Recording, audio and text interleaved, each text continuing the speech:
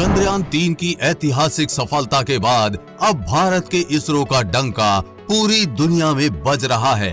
हर एक देश भारत की स्पेस कंपनी इसरो के साथ काम करना चाहता है। इसी की एक झलक आपको चंद्रयान-4 मिशन में देखने को मिलेगी, जब भारत के इसरो के साथ जापान की स्पेस कंपनी जाक्सा, अमेरिका की स्पेस एजेंसी नासा और यूरोप की स्पेस एजेंसी ESA मिलकर चांद पर एक मिशन भेजेंगी, जिसका नाम ल्यूपेक्स रखा गया है। पूरा नाम जाने तो lunar polar exploration mission. Bharat में ये मिशन चंद्रयान-4 के नाम से जाना जाएगा। ल्यूपेक्स असल में अंतरराष्ट्रीय मिशन है, जिसे मुख्य रूप से इसरो और जापानी स्पेस एजेंसी जाक्सा मिलकर कर रहे हैं। जाक्सा चांद पर चलने वाला रोवर बनाएगी, इसरो लैंडर बनाएगी, नासा और यूरोपियन स्पेस एजेंसी इसमें लगने वाले ऑब्जर्वेशन इंस्ट्रूमेंट्स बनाएंगे। ये यंत्र रोवर के ऊपर लगे होंगे। सभी स्पेस एजेंसियों के साथ इसरो की डील फाइनल हो चुकी है और चारों स्पेस एजेंसियां तेजी से चंद्रयान-4 की तैयारियों में जुट गई हैं। अब आप खुद से सोच सकते हैं, जब दुनिया की 4 बड़ी स्पेस एजेंसियां एक साथ किसी मिशन में लग जाएं, तो वो मिशन कितना बड़ा होगा और उसकी खोजें पूरी दुनिया में क्या छाप छोड़ेंगी। ल्यूपेक्स मिशन में चांद के दक्षिणी ध्रुव पर घुप अंधेरे में लैंडर रोवर उतारा जाएगा, लेकिन चंद्रयान-4 के लैंडर और रोवर चंद्रयान-3 से बेहद एडवांस होंगे। ये चांद पर ऐसी खोज करेंगे जिससे पूरी दुनिया आश्चर्यचकित हो जाएगी। चंद्रयान-4 को दक्षिणी ध्रुव के ऐसे इलाके में उतारा जाएगा जहां कभी सूरज निकलता ही नहीं है, और इस बार ये मिशन 14 दिन तक नहीं बल्कि महीनों तक चलने वाला है, जिसमें चांद के इतिहास से लेकर वर्तमान के बारे में सब कुछ पता लगाने का प्रयास होगा। इस मिशन के रोवर के अंदर ऐसे यंत्र लगाए जा रहे हैं जिसके माध्यम से चंद्रयान-4 का रोवर चांद की सतह पर लगभग 4 फुट 11 इंच गहरा एक गड्ढा खोदेगा, जिससे पता लगाया जा सके कि चांद की जमीन के नीचे क्या क्या मौजूद है।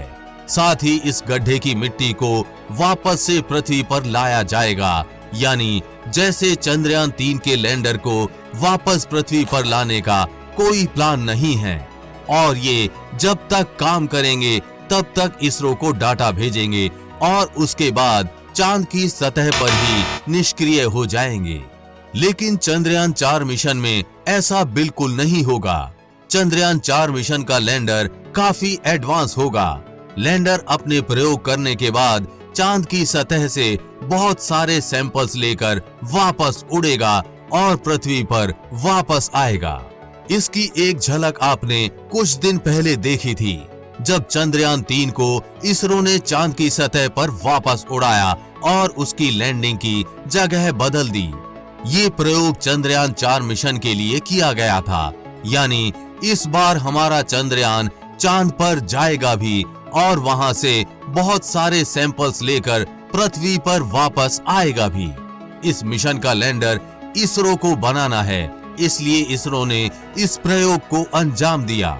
चंद्रयान-4 मिशन का रोवर जो जापान बना रहा है, ये भी बहुत ही एडवांस होगा। ये लगभग 4 फुट जमीन खोदने के साथ साथ चांद की रातों में काम करने के लिए भी बनाया जा रहा है। जैसा आपको पता होगा कि अभी चंद्रयान-3 मिशन चांद के दक्षिणी ध्रुव पर नहीं बल्कि दक्षिणी ध्रुव के सबसे करीब 600 किलोमीटर दूर एक ही स्थान पर उतरा है। इसकी सबसे बड़ी वजह है रोवर और लैंडर का सूर्य की रोशनी से काम करना, जबकि इस बार जापान के द्वारा रोवर को इस प्रकार डिजाइन किया जा रहा है कि वो आसानी से बिना सूर्य की रोशनी के भी कार्य कर सके। इसके लिए रोवर के अंदर परमाणु ऊर्जा या फिर पोलोनियम का उपयोग किया जाएगा। इसलिए इस बार चंद्रयान-4 की लैंडिंग चांद पर दक्षिणी ध्रुव के पास नहीं बल्कि घुप अंधेरे वाले दक्षिणी ध्रुव पर ही होगी। जैसा कि हम आपको बता चुके हैं कि चंद्रयान-4 का रोवर चांद की सतह पर 1.5 मीटर या 4 फुट 11 इंच गहरा गड्ढा खोदेगा। गड्ढा खोदने से पहले रोवर मिट्टी के अंदर मौजूद पानी की खोज करेगा। इसके लिए वो लेजर तकनीक की मदद लेगा। लेजर को जब मिट्टी के अंदर पानी की मौजूदगी दिखाई देगी, तब वो अपने ड्रिलिंग मशीन के जरिए मिट्टी का सैंपल जमा करेगा। उसके बाद उस सैंपल को वो अपने अंदर मौजूद एक यंत्र में डालकर उसकी जांच करेगा। इस जांच से ये पता चलेगा कि चंद्रमा की सतह के नीचे पानी का खजाना मौजूद है या नहीं। इस मिशन में ग्राउंड पेनेट्रेटिंग रडार GPR का इस्तेमाल भी होगा।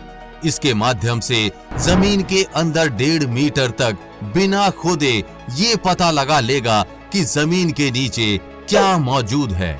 जैसे हमारा चंद्रयान 3 का रोवर लैंडर से सिर्फ 500 मीटर दूर तक जा सकता है, लेकिन इस बार रोवर को इस प्रकार डिजाइन किया जा रहा है कि वो लैंडर से 15 से 20 किलोमीटर की दूरी आसानी से तय कर सके।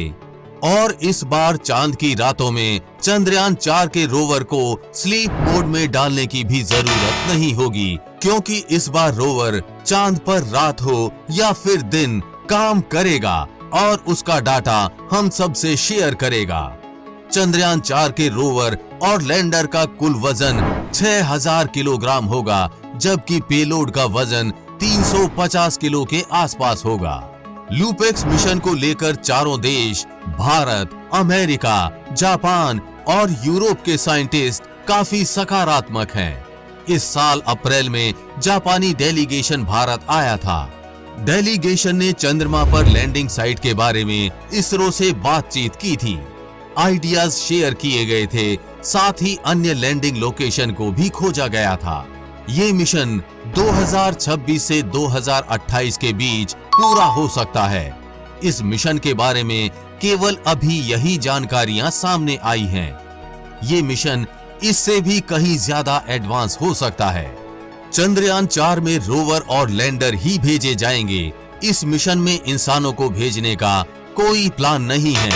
चंद्रयान 4 मिशन में इंसानों को भेजने वाली खबरें महज एक अफवाह है, लेकिन इसरो चांद पर इंसानों को जरूर भेजने वाला है, लेकिन वो मिशन सिर्फ नासा के साथ मिलकर होगा, जिसका नाम आर्टेमिस मिशन है। इसके लिए इसरो ने नासा के साथ हाथ मिला लिया है, जिसकी जानकारी नासा द्वारा भी पब्लिक कर दी गई है। अगर आप इस नासा के आर्टेमिस मिशन के बारे में और अच्छे से समझना चाहते हैं, तो उस वीडियो का लिंक नीचे कमेंट बॉक्स में दिया गया है, वहां से जाकर आप ये वीडियो देख सकते हैं। आपको इस वीडियो में दी गई चंद्रयान 4 मिशन के बारे में जानकारी कैसी लगी, नीचे कमेंट बॉक्स में लिखकर बताना ना भूलें। तो हम उम्मीद करते हैं कि आपको ये जानकारी अच्छी लगी होगी। इस वीडियो को अपने दोस्तों और रिश्तेदारों में शेयर कीजिए। आगे भी ऐसी इंफॉर्मेटिव वीडियोस आती रहेंगी, इसलिए अपडेटेड रहने के लिए चैनल को सब्सक्राइब करके बेल नोटिफिकेशन ऑन जरूर कर लें। वीडियो को लाइक और शेयर करना ना भूलें। जल्द ही मिलेंगे ऐसी ही इंफॉर्मेटिव वीडियोस के साथ। तब तक के लिए जय हिंद, जय भारत।